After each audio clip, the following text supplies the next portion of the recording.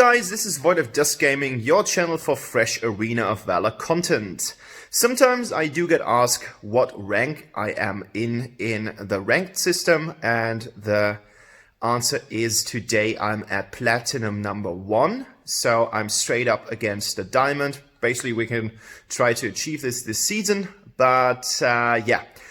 This game is a ranked game, and I wanted to show you a jungler who has been ranked again in the top tier, the S tier by Doyser, in the latest ranked tier system that Doyser has published. And I'm talking about Quillen. So I was a little bit surprised because of a lot of junglers, for example, the Darcys and the Elandors and the Pains are super powerful at the moment. So I was really surprised that Quillen is on the same tier as, for example, Elandor. And yeah, I just played him with a new build, and I wanted to show you the build, and I wanted to show you the gameplay so that you guys know what I'm doing in my ranked game. So enjoy. Well guys, the build in this build section shouldn't really surprise you. So this is the basic build that you're gonna play if you are Quillen. We've got the Soul Reaver, which is basically the damage item for everyone who is attack damage based. We've got the Greaves, we've got the Sancti, we've got the Rank Breaker and the Omni-Arm. So those are pretty much stable that you should always use. The last item slot is basically what you can choose from. And I've taken Muramasa as we have been up against Grok as well as Crashed.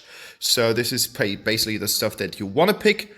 Arcana wise, I did not go with crit this time. I wanted to ensure that I'm doing more damage on each consecutive hit. So I'm going with Onslaught 10 times, I'm going with Assassinate 10 times, and I'm going with Skewer, as I want to dash in as hard as possible to kill and then reset the ult to get out again. Here I'm going with something fairly new. I'm going with Lokheim and full damage. So we're taking Shadow Blade. After movement ability deals extra damage. That's pretty cool because we're using movement abilities all the time. It's the ult or it's your second ability. Deadly Claw ensures that we are having more damage on our attacks. And Curse of the Death deals additional magic damage. And we hit them. We hit them twice, we hit them 3 times, we hit them with the auto attacks, so Curse of the Death is proccing all the time. I've chosen Mark of the Frost. This is like the new item that has been the replacement for the Reaper's Blessing. That was a staple before, and we're going with Gunslinger. In this video I had Minion Kill on, but you should not take it. Take Gunslinger instead, that's good. So that's the build. Here comes the gameplay. Here we go, guys. Taking the first ability as well as the Kukri. That's pretty much the normal procedure that you want to accomplish with Quillen, because, yeah, you want to max your S1 first, then comes the spell number 2, and then your ultimate as often as possible. I'm going for blue buff first for the cooldown reduction, but you can start on red buff. That's quite nice, it doesn't really matter that much. So we're trying to be in the back arc of the enemy as much as possible to get the crits here. Therefore crit chance isn't really the stuff that you should do.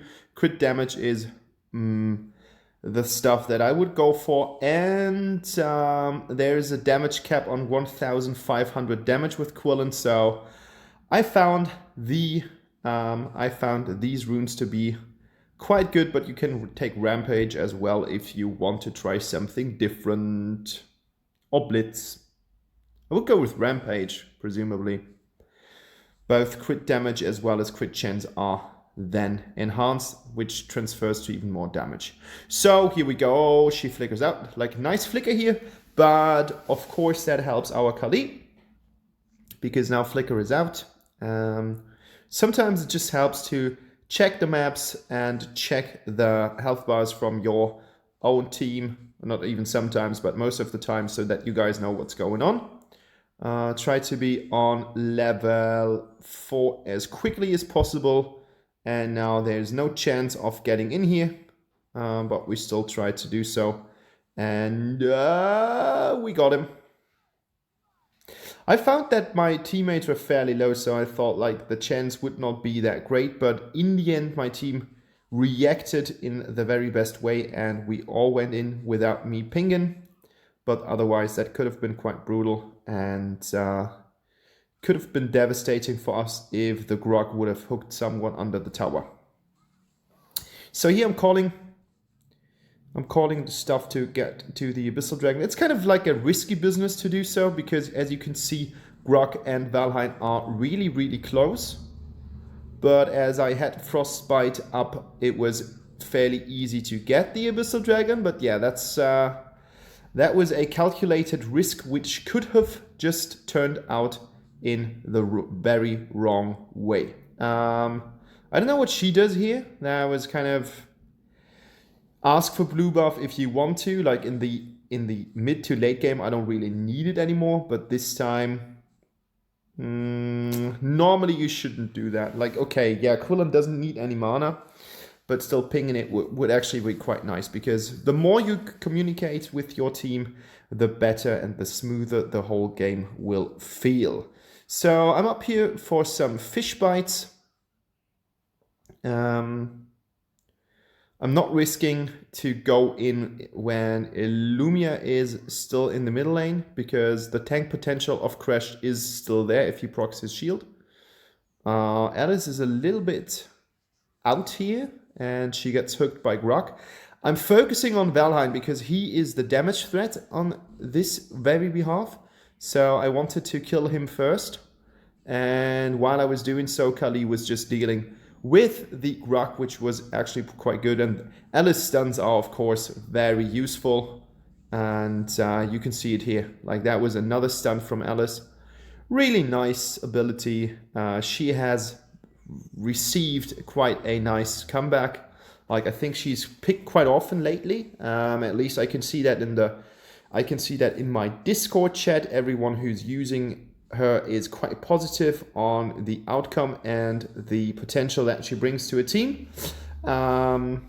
Before that, she was kind of some kind of nice bonus that you want to have if you are in a very good position, and if you are in a very bad position, she's kind of a little bit of a lackluster because she doesn't have that much potential to actually put a threat on something. She's all about utility, and that's something that she does super great. Her utility is flawless. Like she's got so much utility going on that she's able to do crazy stuff, and I just fucked it up here.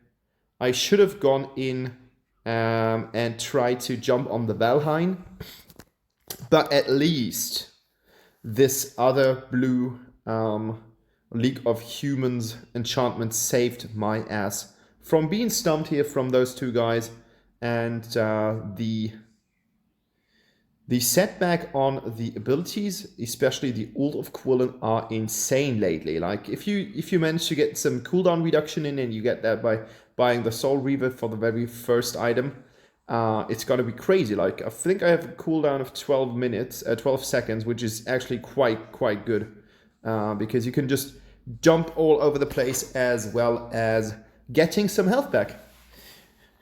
You're invisible, you become faster, and you will get some health back, which is actually a really nice bundle.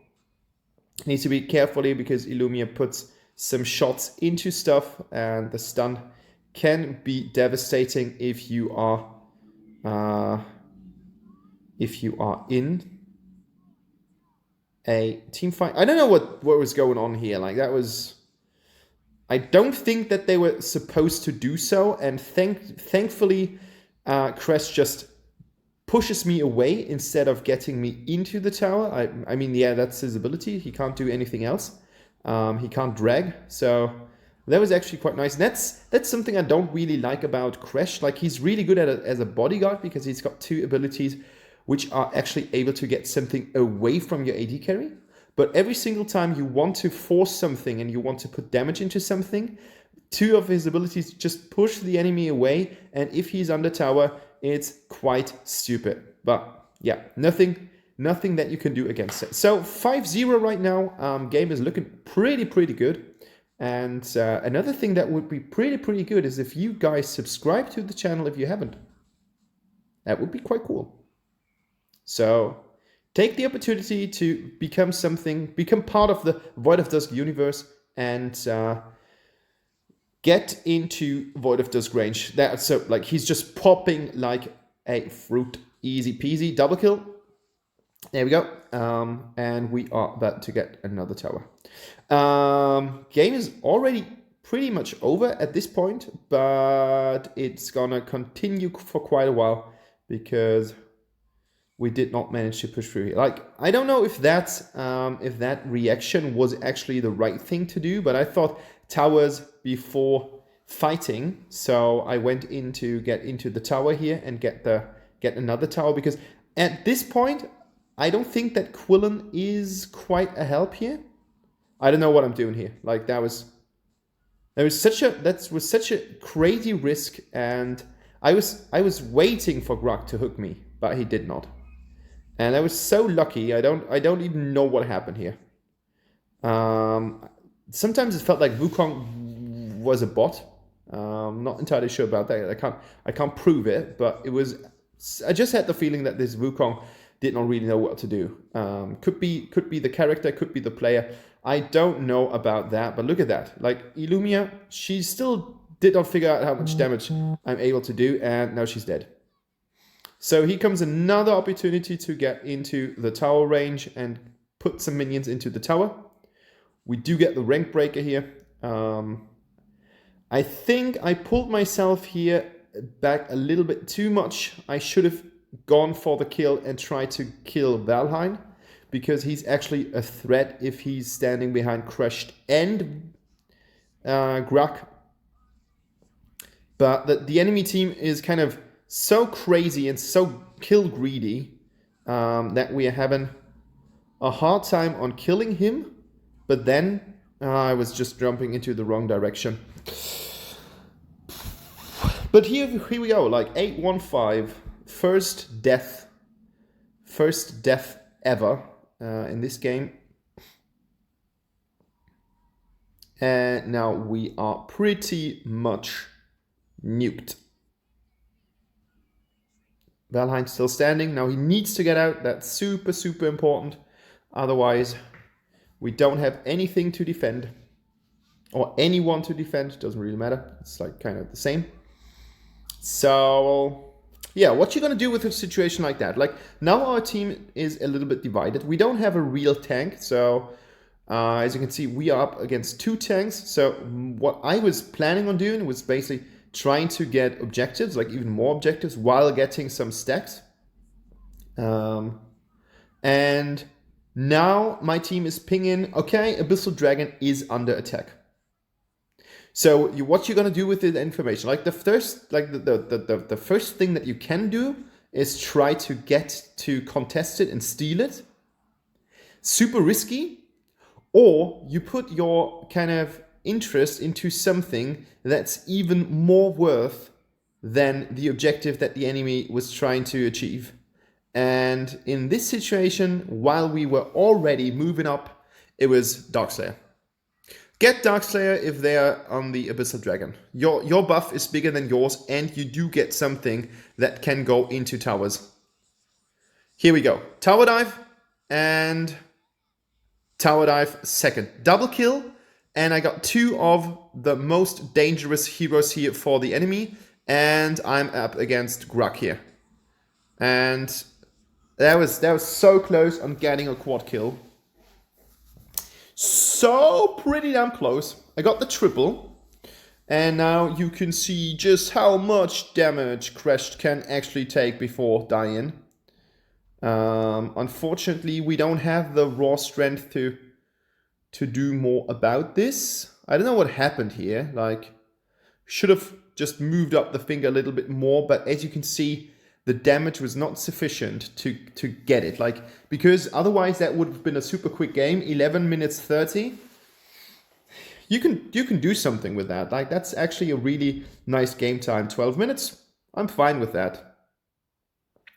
But now I'm sitting on a 11-5. I was jumping in like a pro.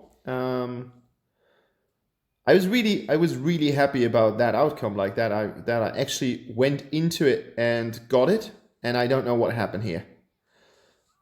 I just killed both of these guys. That's why I said Wukong seemed to be some kind of bot thing. Like, I don't know what this was. What kind of situation was that? Like, what were they thinking?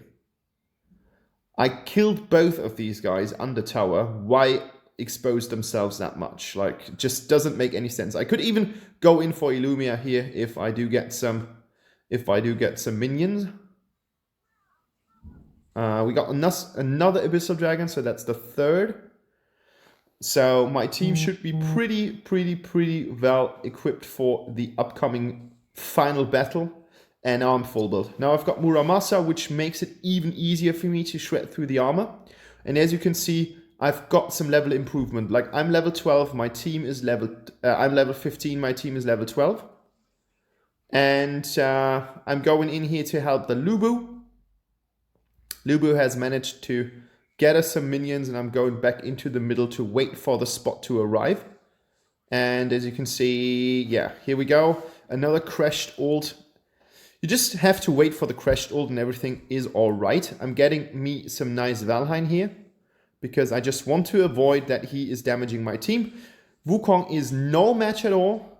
There's not really much he can do against us. And I need to be a little bit careful here. Jumping in, getting out. 16 kills. And there's another triple kill. And we don't have minions. Unfortunate, but we do get another tower to free some minions up here. Crash is super low and is probably killed. No, he isn't. But now we've got sufficient damage to end the game in time without being too stressful. And I think the verdict on this game has to be, yes, the enemies weren't that bright and brilliant. But on the other hand, I still think that you can see the potential that Quillen has coming from his high mobility. He's very decent at dishing out damage, and here you can see the improvement to platinum number 1, level 1, whatever you want to call it. Plat 1, I don't care, but I got some Quillen video, and that was the most important thing. Team was good, and yeah guys, if you want to support this channel, a subscription is highly appreciated, and thanks for watching. Bye bye.